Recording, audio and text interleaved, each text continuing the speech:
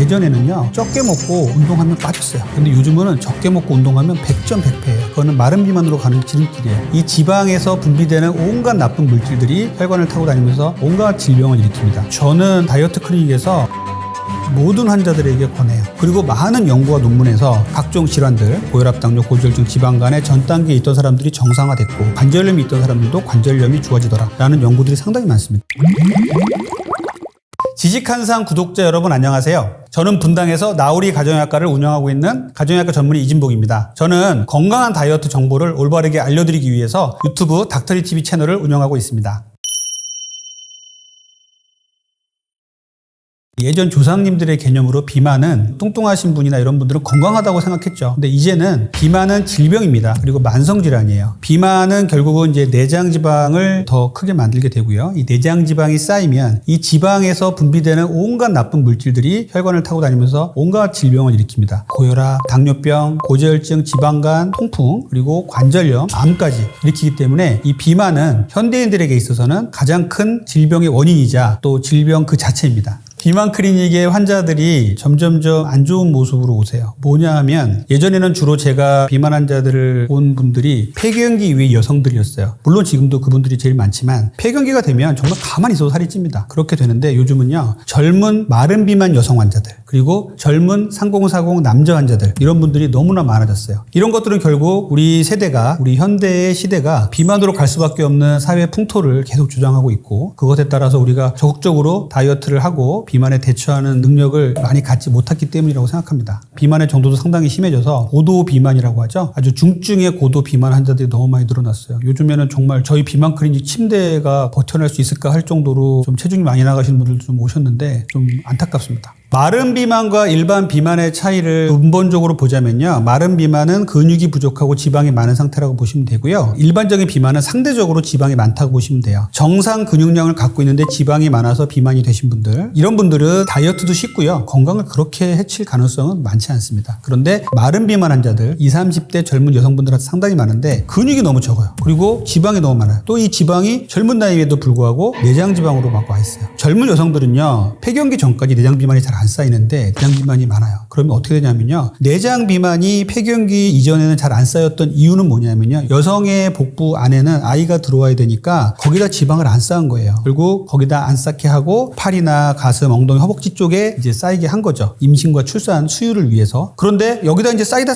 보니까 더 이상 쌀 데가 없어서 내장 비만까지 쌓이면요. 이제는 불임의 원인이 되기도 해요. 생리도 불규칙해지고 다낭성 난소증도 생기고 불임의 원인이 되기 때문에 이렇게 마른 비만은요. 일반적인 비만과는 정말 근본적으로 다릅니다. 잘못된 생활 습관, 운동 습관, 식습관으로 생긴 질환이고요. 그리고 이것이 계속될 때 각종 성인병의 위험, 거기다가 이제 근골격계가 약해지면서 넘어지면 골절되는 골다공증 이런 것들로 이제 발전할 가능성이 높은 것이죠. 일반인이 아니라 다이어트를 꼭 해야 되는 비만 환자에게 10% 감량이라는 것을 저는 상당히 강조를 해요. 왜냐하면 90kg 환자가 왔는데 우리 빨리 빼가지고 한 50kg까지 갑시다 하면은 환자분들 포기해버려요. 이거는 정말 너무나 먼 목표라고 생각하기 때문에 자 목표는 50kg지만 처음에 우리 두세 달 동안은 체중의 10%를 뺍시다. 90kg면은 9kg 빼는 거거든요. 이 정도는 환자들이 할 수 있다고 생각을 하시고 그리고 많은 연구와 논문에서 체중의 10kg를 뺐더니 각종 질환들 고혈압, 당뇨, 고지혈증, 지방간의 전 단계에 있던 사람들이 정상화됐고 또 이런 환자들도 완화가 됐고 그리고 관절염이 있던 사람들도 관절염이 좋아지더라 라는 연구들이 상당히 많습니다. 그렇기 때문에 자기 체중의 10%가 상당히 중요하고요. 지금 내가 다이어트를 꼭 해야겠다고 생각하시는 분들도 내 체중이 70kg야. 그러면은 7kg를 빼야겠어. 이것을 3 내지 6개월 동안 나는 성공을 하겠어. 라고 계획을 세우시면 좋겠어요.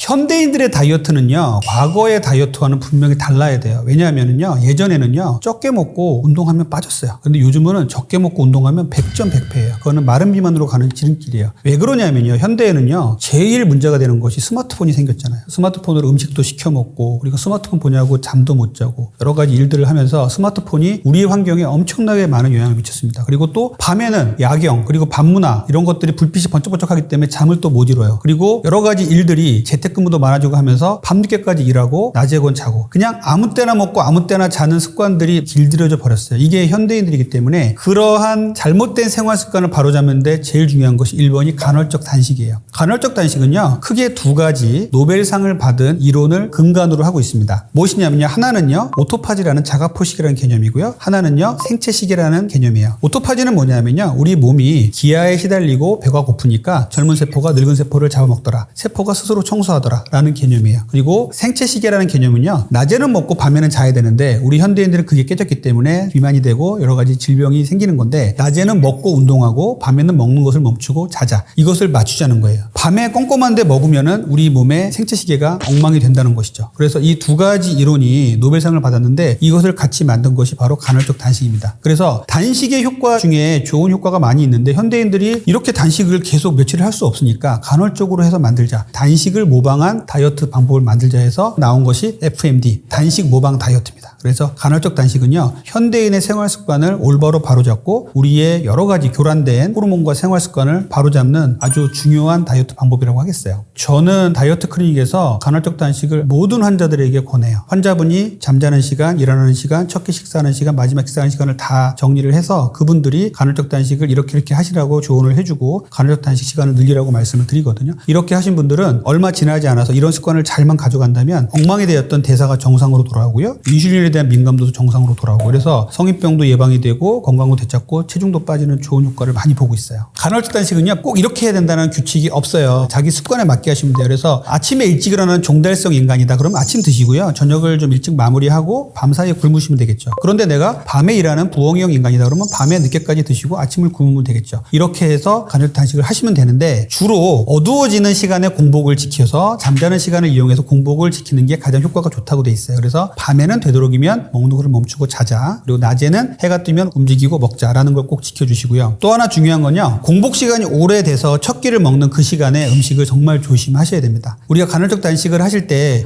내가 10시까지 굶어야 돼 그러면 5, 4, 3, 2, 1 해가지고 10시에 땡 되자마자 정말 자기가 먹고 싶었던 캐러멜 마키아토하고 치즈케이크를 먹으면요, 간헐적 단식은 하나만아입니다. 오히려 건강을 또 망칠 수가 있어요. 굶으면 굶을수록 첫 끼 식사를 어떻게 먹느냐에 따라서 혈당 스파이크가 더 강하게 나타난다고 되어 있습니다. 그래서 오래 굶은 사람이 더 정제된 탄수화물을 먹게 되면 혈당 스파이크가 160까지 올라갈 게 180까지 올라가는 거예요. 그래서 간헐적 단식을 마무리하고 첫 끼 식사를 먹는 시간이 아침이 됐던 아점이 됐던 점심이 됐던 그 첫 끼의 식사를 정제된 탄수화물을 절대 줄이셔야 되고요, 풍부한 야채와 그리고 단백질, 아주 좋은 양질의 단백질 위주로 식사를 하는 게 중요합니다.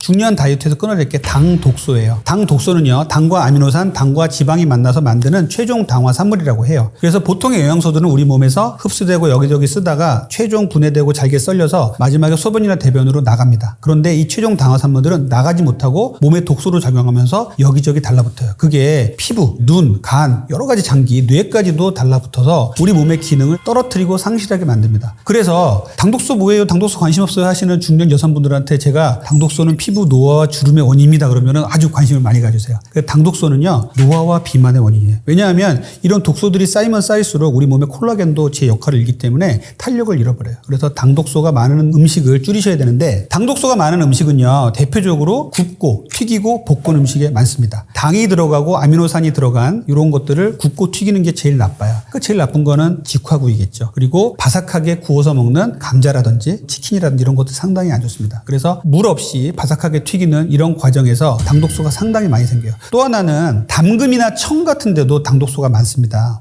그거 몸에 좋은 거 아닌가 이렇게 생각할 수 있는데, 과일의 담금과 청에 상당히 많은 당독소가 들어있어요. 그런 것들을 보면 당을 가열을 하면 갈색이 되면서 우리가 달고나처럼 그런 색깔을 띠죠. 그리고 또 가열을 하거나 청을 만들어서 시간이 지나면 약간 갈색을 띠게 돼요. 이것이 마이야르 반응이라 그래서 갈색을 띠면서 맛의 풍미를 높여주는 이런 역할을 하는데, 실제로 이 반응이 일어나면 당독소가 아주 많이 올라가는 거로 돼 있어요. 그래서 당 독소가 많은 이러한 직화구이, 그다음에 물 없이 튀기는 것들, 그다음에 과일, 청이나 이런 것들은 피하시는 게 좋겠습니다. 저는 당 독소의 중요함을 많이 말씀드리면서 환자분들께도 당 독소를 저감하는 치료법도 쓰고 있는데요. 당 독소를 줄이면은요, 실제로 우리가 당 독소 검사하는 것도 있어요. 수치도 떨어져요. 당 독소의 수치도 떨어지지만 환자분들 스스로 정도로 피로감을 정말 덜 느껴요. 그리고 피부도 맑아졌다 그러고 주름도 덜 생겼다 그러고 활기를 찾게 됩니다. 그래서 당독소를 줄이신 분들이 정말 나 요즘 몸 좋네? 당독소 한번 재볼래요? 재보면은 당독소가 처음에 쟀던 것보다 쭉 떨어져 있어요. 당독소는 노화와 비만의 원인이라고 제가 말씀드렸죠. 그래서 당독소를 줄이는 식사법을 갖고 당독소를 줄이는 생활습관을 꾸준히 가지시면 다이어트가 일단 잘 되고요. 그다음에 노화를 막을 수가 있어요. 젊게 사실 수가 있습니다. 첫 번째는 야채죠. 칼로리도 적고 섬유질도 많고 각종 미네랄과 비타민을 보급할 수 있기 때문에 야채를 충분히 드시는 걸 항상 추천드리고요. 두 번째는 양질의 단백질이에요. 양질의 단백질은 우리 몸의 포만감도 유지시켜주고 우리 몸의 호르몬이라든지 근육이라든지 이런 걸 유지시켜주는 근본이 되기 때문에 중요하고요. 기초대사량도 올려줍니다. 그래서 양질의 단백질은 일단 계란이 있겠고요. 두 번째 콩류가 있는데 낫또라든지 무가당 두유, 두부 이런 것들이 있고요. 그리고 세 번째는 유제품에서 유래한 단백질인데요. 이것들은 무가당 그릭 요거트 그리고 천연 치즈 같은 게 있고요. 또 하나는 땅콩 버터라 그래서 땅콩을 버터처럼 만든 건데 무가당 땅콩 버터는 상당히 좋은 단백질과 지방의 보급원이면서 포만감도 주기 때문에 이렇게 좋은 단백질을 챙겨 드시는 게 중요하겠습니다. 샤브샤브 상당히 좋습니다. 저는 샤브샤브 정말 추천드리는데요. 좋은 이유 중에 첫 번째는 100도씨 물에서 끓잖아요. 그러다 보니까 우리가 오래 천천히 끓여서 먹는 게 제일 좋아요. 우리가 음식을 만들 때 100도 이상 안 올라가잖아요. 그런데 에어프라이라든지 오븐이라든지 이런 데서는 엄청나게 온도가 올라가기 때문에 갑작스럽게 온도가 올라가서 음식을 조리하게 되면 당독소가 엄청나게 올라갑니다. 그런데 샤브샤브는 끓어봤자 100도예요. 그것도 거기다가 야채 많이 먹죠. 단백질 삶아서 먹죠. 하다 보니까 샤브샤브는 상당히 좋은 제가 추천드리는 다이어트 음식이에요. 현대인들의 다이어트에서 가장 나쁜 생활 습관은 아무 때나 먹는 거예요. 밤에도 먹고 낮에도 먹고 밤에 깨서도 먹고 이런 분들 많아요. 그런데 이렇게 먹게 되면요 우리 몸에서 인슐린이 아무 때나 나와요. 그러면 아무 때나 인슐린이 나와서 지방을 축적하는 기전이 발전되고요. 우리 몸의 장기 중에서 쓰면 쓸수록 발전되는 장기들이 많은데 우리 췌장은요 쓰면 쓸수록 고갈되는 장기예요. 그리고 서양 사람들에 비해서 우리 동양 사람, 특히 한국 사람은 췌장이 작아요. 그래서 혈당을 아무 때나 마구마구 나오게 하는 생활 습관이 제일 안 좋습니다. 그래서 아무 때나 먹는 습관은 정말 버리셔야 되고요. 그러기 위해서는 적정하게 규칙적으로 내가 음식을 먹고 그 나머지 시간을 쉰다 이런 습관을 가져주셔야 돼요. 그리고 수면 습관이에요. 현대인들 다이어트에서 다이어트 할 때 하라고 하는 순위가 좀 달라졌어요. 이제는 운동보다 수면을 더 많이 따지는 분들도 상당히 많습니다. 그래서 현대인들의 수면 장애가 너무너무 심해요. 그래서 이것의 근본적인 원인은 인공 발광 조명이에요. 휴대폰이나 태블릿 PC, TV 같이 인공적으로 스스로 빛을 발산하는 것들을 계속 보고 있으면 우리 뇌는 낮으로 인식한단 말이에요. 그러면 누워있어도 잠이 안 오고 잠을 잔다고 하더라도 수면의 질이 떨어집니다. 그래서 밤에는 휴대폰 멀리 하시고 조용하게 해놓고 암막 커튼 치시고 깜깜하게 주무시는 게 제일 중요한데 현대인들은 이 잠자는 습관을 잘못 들이기 때문에 잠을 자면 밤 10시부터 새벽 2시까지 성장 호르몬이 나와서 우리 몸을 보수를 해주고 그다음에 다이어트도 잘 되게 지방세포를 정리를 해주는데 이 시간을 날려버리는 겁니다. 그래서 잠자는 시간을 제때 잘 지키고 그래야 우리 몸이 건강해지고 다이어트도 잘 됩니다. 빨리 먹으면 혈당이 빨리 올라가요. 그렇기 때문에 비만을 유발할 수밖에 없고요. 혈중 농도를 올리기 때문에 인슐린도 그만큼 세게 나오게 합니다. 그래서 다이어트를 망치게 하는 원인이 되는 것이죠. 그리고 포만감을 못 느껴요. 우리 뇌는 음식이 들어온 뒤에 20분 정도 후에 포만감을 느끼기 시작하는데 15분 정도에 밥을 다 먹어버렸어요. 그러면 포만감을 느끼기 전에 벌써 음식이 사라져버린 거죠. 그러면 그때 또 우리는 디저트를 먹는 거예요. 그래서 빨리 먹으면 포만감을 못 느낀다. 그래서 다이어트를 더 망칠 수가 있습니다. 일단은 빨리 먹는 게 나쁘다는 생각을 인식을 하셔야 돼요. 그래서 의식적으로 천천히 먹어야겠죠. 그리고 식사 시간만큼은 우리가 좀 보장을 해서 최소한 20분 이상을 천천히 먹겠다라고 생각을 하셔야 되고요. 휴대폰 보면서 다른 거 TV 보면서 먹는 습관 제일 안 좋아요. 그러면 자기가 먹는 습관을 컨트롤할 수가 없고 점점 더 빨라지고 더 많이 먹는 것으로 돼 있어요. 제가 이제 추천드리는 방식 중에는요. 한 숟갈을 입에 넣고요. 숟가락을 내려놓으라고 말씀드려요. 그래서 계속 숟가락을 들고 젓가락을 들고 있으면 계속 먹게 되잖아요. 그래서 한 숟가락을 입에 넣으면 숟가락 젓가락을 내려놔라. 그렇게 되면은 더 씹는 시간이 많아지고 천천히 먹을 수 있게 된다라고 하고 있고 숟가락보다는 젓가락을 쓰면 또 천천히 먹을 수 있으니까 젓가락으로 이용해서 식사를 해라 이런 분들도 계시죠. 살을 뺄 때 다이어트를 할 때 급하게 체중 감량을 하면요 다시 급하게 찔 수밖에 없어요. 우리 몸은요 항상성이라는 걸 항상 유지를 하고 있기 때문에 우리 몸이 70kg 몸에서 60kg로 다이어트를 한 달 사이에 쭉 뺐다라고 하시면은요 한 달 사이에 정말로 온 노력을 다해서 70kg로 돌아가라는 명령을 머리에서 내립니다. 그렇기 때문에 빨리 빼는 다이어트는요 100점 100패예요. 거기다가 빨리 뺄 때는요 지방이 빠지는 게 아니라 근육과 수분이 빠질 가능성이 훨씬 높습니다. 그래서 천천히 빼야 되는데 자 3개월에 걸쳐서 자기 체중에 체중의 10%를 빼기로 했다 그러면 3개월에 걸쳐서 천천히 빼시고 뺀 체중을 6개월을 유지를 하셔야 돼요. 그래야 내 몸에서는 이 체중이 내 체중이다라고 인식을 하게 됩니다. 그래서 잘 뺀 체중을 유지하는 것도 중요하고요. 뺄 때는 천천히 빼셔야 된다는 것도 꼭 중요합니다. 우리나라 사람들 식습관 너무 안 좋습니다. 저는 50점 이하로 말씀드리겠어요. 다이어트를 공부하면 공부할수록 이런 음식은 정말 먹지 말아야겠다 음식들이 좀 생겼어요. 4가지 음식을 말씀을 드릴 건데 너무 많이 먹었을 때는 다이어트에도 안 좋고 건강에도 안 좋고요. 당독소라는 것도 높고 해서 비만으로 직행하는 지름길입니다.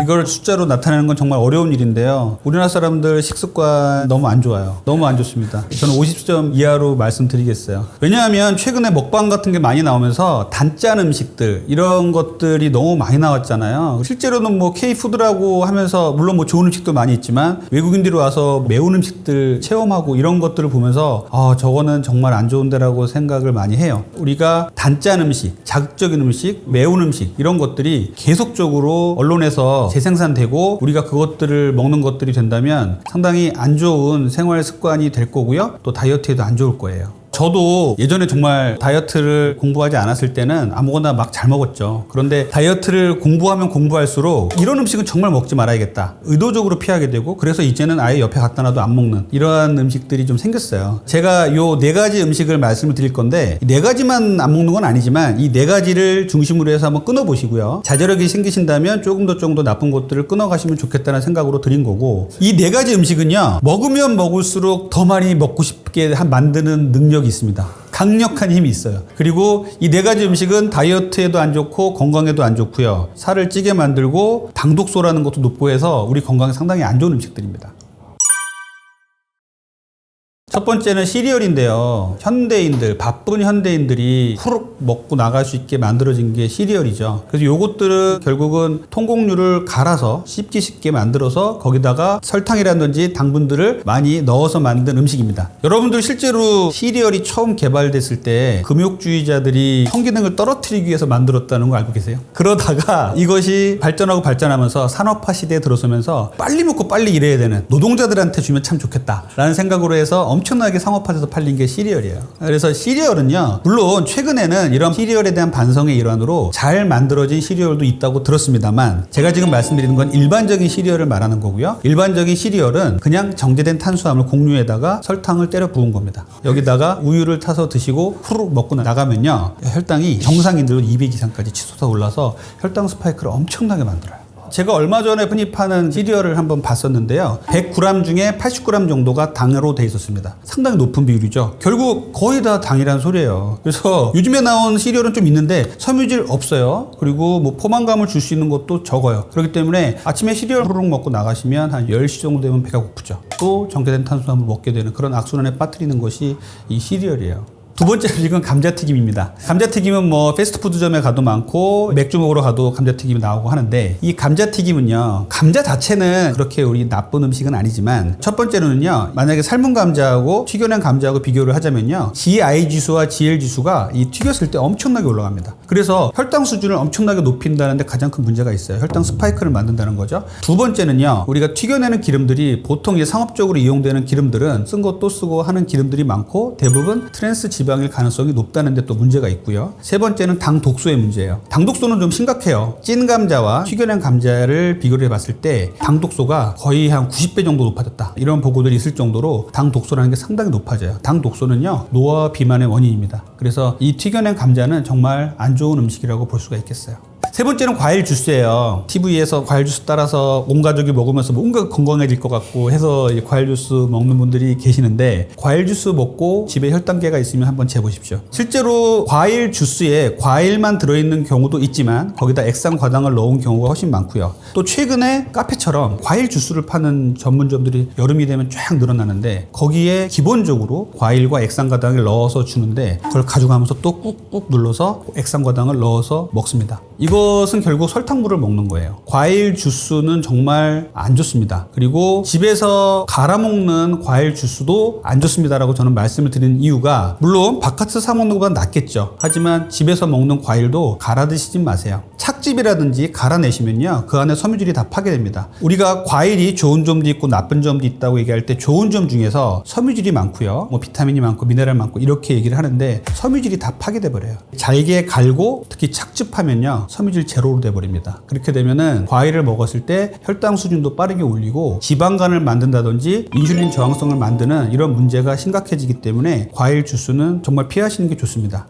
자, 제가 과일에 대한 얘기 좀 말씀드릴게요. 과일에 대한 문제는요, 되게 논란이 많습니다. 그리고 사람들이 먹는 음식에 대한 연구는요, 정말 어려워요. 왜냐하면 내가 하루에 과일을 얼마를 먹게끔 해서 한 달을 연구를 했다고 치자면 이 사람이 중간에 뭘 먹었는지 언제 잤는지 변수가 너무 많단 말이에요. 그래서 음식을 갖고서 연구하는 게 제일 어렵습니다. 거기다 과일은 더 어려워요. 어떤 과일을 어떻게 먹었는지가 되게 중요하거든요. 과일의 장점 분명히 있어요. 천연 항암제다, 천연 미네랄과 비타민의 보고다 상당히 많습니다만 과일을 정상인이 먹는 건 절대 말리지 않습니다. 문제는 대사증후군이 오신 분들, 다이어트 하시려는 분들, 비만하신 분들은 과일을 좀 피하셔야 돼요. 과일은요, 기본적으로 우리 몸에서 대사되는 과정이 일반 탄수화물하고 조금 달라요. 일반 탄수화물들은요, 들어가면 췌장 혈당을 올리고 췌장에서 인슐린이 나와서 이제 떨어뜨리죠. 그런데 과일은요, 우리가 인슐린을 자극하지 않는 거로 돼 있어요. 그래서 혈당을 그렇게 많이 올리지 않습니다. 과일을 먹으면요, 바로 간으로 가요. 그래서 간에 가서 대사가 돼서 중성지방으로 모여 있다가 또 쓸 때 되면 쓰죠. 적정히만 먹으면 상관없는데 여기에 대사에 문제가 생기거나 지방간이 있는 분들, 고지혈증 있는 분들이 과일을 너무 많이 먹었을 때는 지방간을 일으킬 수 있다는 것, 고지혈증을 일으킬 수 있다는 것, 현재 인슐린을 자극하진 않지만 장기적으로 먹었을 때는 인슐린 저항성을 일으켜서 당뇨로 갈 수 있는 계기를 마련한다는 것이 제일 나쁜 거예요. 그래서 과일을 정상인이 먹는 건 말리지 않지만 우리가 대사질환이 있거나 비만하거나 이런 분들이 과일을 너무 많이 드시는 거는 피하라고 말씀드리고요. 당도가 높은 과일일수록 더 안 좋습니다. 그리고 현대의 과일들은 이 당도가 너무 많이 높아졌어요. 그래서 이 당도가 점점점 높아질수록 우리 몸에 끼치는 해악들은 점점점 높아집니다. 우리는 점점 더 단맛의 과일들을 좋아하고요. 상업적으로는 점점점 단맛의 과일들을 어떻게 만들까 고민을 하게 돼 있기 때문에 소비자들은 점점점 달고 맛있는 과일을 먹다가 비만이 되고 고지혈증이 되고 지방간이 온다면 안 되겠죠. 그래서 다이어트를 하시거나 비만이거나 대사질환이 있는 분들은 과일을 조심하셔라라고 말씀드립니다. 일단은 당도가 높은 과일들은 여러분들이 먹어보면 다 알아요. 먹어서 달달하고 느끼는 과일들은 대부분 당도가 높은 거고요. 과일을 먹을 때 추천되는 과일들은요, 첫 번째 단맛보다는요, 신맛이나 씁쓸한 맛의 과일이 좋고요. 물렁물렁한 과일보다는 단단한 과일이 좋습니다. 그리고 갈거나 즙을 내거나 말린 과일은 피하십시오.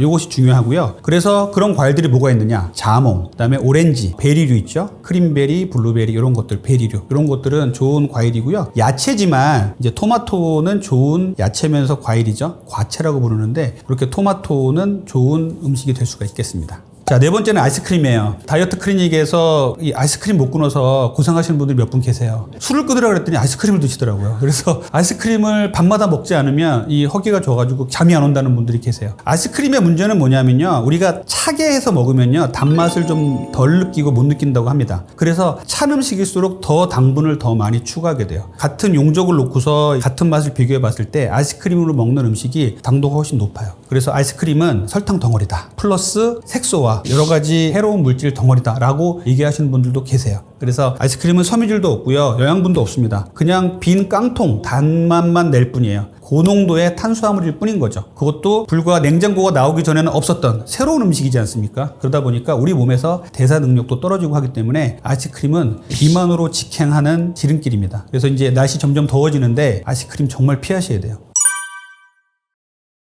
의외로 살이 안 찌는 음식에서 제가 추천드리고 싶은 거 첫 번째는요, 땅콩 버터예요. 땅콩 버터는요, 고단백 식품이면서 양질의 지방을 먹을 수 있는 식품입니다. 땅콩 버터를 제대로 만들어내면요, 근육을 유지하고 체지방을 빼는데 상당히 도움이 많이 돼요. 그리고 포만감이 어마어마합니다. 그래서 보통은 땅콩을 먹을 때 서양의 큰 스푼으로 2스푼 정도가 하루에 적당량이라고 얘기를 해요. 그 정도 먹으면요, 정말 배불러서 더 못 먹습니다. 한 번에 그만큼 다 먹기 힘들어요. 그래서 양질의 탄수화물에다가 당도가 적은 과일에다가 땅콩 버터를 발라서 먹는 것, 상당히 좋은 생활 습관이고 다이어트 습관입니다. 그리고 땅콩 버터는요, 최근 들어서 연구가 되는 것이 갈색 지방을 활성화시킨다고 돼 있어요. 그래서 갈색 지방은 백색 지방과 다르게 지방을 태워주는 지방이기 때문에 땅콩 버터는 의외로 살찌지 않는 음식 중에 첫 번째로 꼽고 싶어요. 두 번째는 치즈예요. 치즈는 유제품이면서 이것을 농축해서 만들기 때문에 상당히 좋은 이제 단백질의 보급원이고 잘 만든다면 당은 거의 제로가 됩니다. 치즈를 드시면서 건강을 유지하신다는 분 상당히 많은데요. 여기서 주의해야 될 거는요. 천연 치즈가 99% 100%인지 꼭 확인하셔야 돼요. 치즈 중에서요. 우리가 상업적으로 이용되는 저렴한 치즈는요. 인공적으로 만들어낸 치즈도 많습니다. 이런 치즈, 나쁜 치즈를 피하시고요. 천연 치즈 100%짜리를 찾으셔서 드신다면 저는 이제 진료 중간중간에 간식으로 꼭 먹을 때는 치즈 하나 정도 냉장고에 넣어놨다가 까서 먹고 또 진료보고 하는데 빨리 먹을 수도 있거니와 포만감을 많이 줘서 우리가 다이어트 하는데 상당히 많이 도움을 줍니다.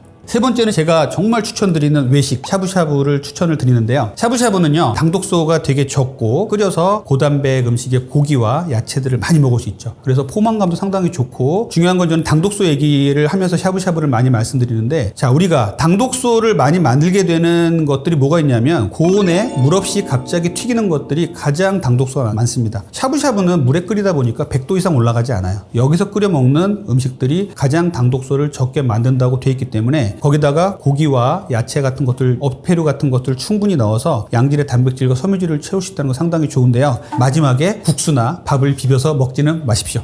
네 번째는 회인데요. 회는 우리가 조금만 먹어도 상당히 많이 배가 불러요. 그래서 참치 무한리필 이런 게 생기는 이유가 그겁니다. 너무 배가 불러서 못 먹게 되는 것들을 이용하는 거죠. 그래서 회는요 상당히 양질의 단백질과 지방을 제공을 하고요. 탄수화물은 거의 없으면서 우리 건강을 유지하고 다이어트에 좋은 식품이에요. 포만감이 또 상당하다는 것도 중요하고요. 회를 추천하는 가장 큰 이유 중에 하나는 회에 들어있는 지방은 오메가3이기 때문에 우리의 심혈관계 건강이나 다이어트에 상당히 좋은 지방으로 되어 있습니다. 그래서 회는 충분히 많이 드셨으면 좋겠어요. 다섯 번째는 과일이에요. 제가 이제 의외로 살찌지 않는 음식에 다섯 번째 과일을 넣은 이유는요. 무조건 또 과일이 살찔 수 있을 것 같다 그래서 피하시는 분들이 계신데 과일 중에서도요. 단맛이 적고 우리가 씁쓸한 맛이 있거나 과육이 단단하고 이런 과일들은 좋은 과일들입니다. 그래서 앞에도 말씀드렸지만 베리류라든지 자몽이라든지 이런 것들은 상당히 좋은 과일이거든요. 그래서 이런 과일들은 적당히만 드신다면 다이어트에 도움이 될 수 있어요. 단 너무 당도가 높은 과일들은 다이어트에 안 좋을 수 있으니까 이것들은 좀 구분하시라는 의미에서 다섯 번째로 과일을 말씀드렸습니다. 제가 지금 5가지를 말씀을 쭉 드렸는데요. 이 5가지 음식도요. 많이 먹으면 살찝니다.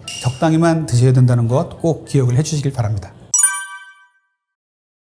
저도 예전에 겪은 일인데 술을 먹고 나면 그렇게 라면이 땡기더라고요. 왜 그럴까요? 정제된 탄수화물을 빠르게 보충할 수 있고 잃었던 식욕을 찾을 수 있는 대표적인 음식이기 때문이겠죠. 라면은 최근 들어서 이제 뭐 건라면도 나오고 생라면도 나오고 해서 좋은 라면들이 나오지만 기본적으로는 면이잖아요. 통곡류가 아니고 밀을 갈아서 면으로 만들어서 나온 것이고 거기에 들어가는 여러 가지 조미료라든지 우리 입맛을 계속 당기게 만들기 때문에 라면은 정말 사악한 음식이라고 저는 생각을 합니다. 그래서 한 번 먹으면요 또 먹고 싶어져요. 그래서 저는 라면은 아무리 좋은 라면이 나오더라도 다이어트에는 좀 피해라라고 말씀드리는 게 식욕이 제어가 잘 안 됩니다. 그래서 라면에 한번 맛들이면 거기서 빠져나오는 건 정말 힘들어요. 아주 강한 자제력이 있는 분들은 드십시오. 그런데 보통 자제력으로는 라면을 조절한다는 건 정말 힘든 일인 것 같아요.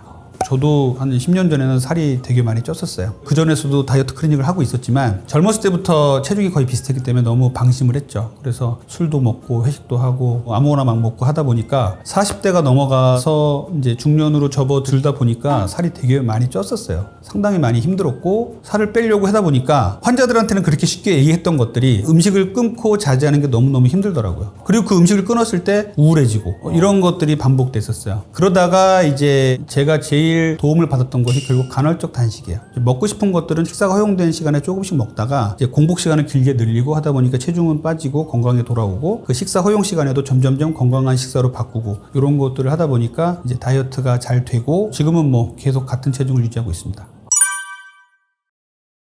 결국은 우리가 음식을 좋은 음식과 나쁜 음식을 구별하고 이럴 때 구체적으로 들어가지 않고 크게 얘기를 한다면 입에서 자극적으로 맵고 짜고 단맛의 음식은 되도록이면 피하시는 게 좋습니다. 대신에 고소하고 담백하고 묵직한 맛을 즐기시는 게 좋아요. 그래서 이런 식습관을 이런 입맛을 길들여 나가시는 게 중요해요. 예를 들자면 정말 당분이 거의 없는 크래커를 입에 넣고서 탄수화물 중독 테스트하는 게 있는데 탄수화물 중독에 빠지신 현대인들 대부분이 그거를 씹어 먹으면서 먹으면서도 단맛을 못 느끼세요. 그런데 정말 탄수화물 중독에서 해결이 되고 다이어트를 잘 하시고 내가 음식에 자제력이 생기신 분들은 그 크래커를 입에 넣고서 씹어서 몇 초 지나면 단맛을 느끼세요. 그 정도로 같은 음식인데도 우리 입맛이 단맛 그리고 맵고 짠맛 길들여진 사람들은 아무리 단 것을 먹어도 점점점 그 단맛을 더욱더 탐닉하게 됩니다. 그래서 중독이거든요. 거기서 빨리 빠져나오셔야 여러 가지 건강한 음식을 먹었을 때 맛있다, 달다 이렇게 느낄 수 있어요. 자몽을 먹었는데 아우 쓰기만 해. 이거는 탄수화물 중독이 아직 있는 분들이고요. 자몽을 먹었는데 맛있네. 이런 분들 계세요. 탄수화물 중독에서 빠져나오니까 사소한 음식에서도 샐러드만 먹는데도 너무나 달고 맛있다. 이렇게 느끼시는 분들을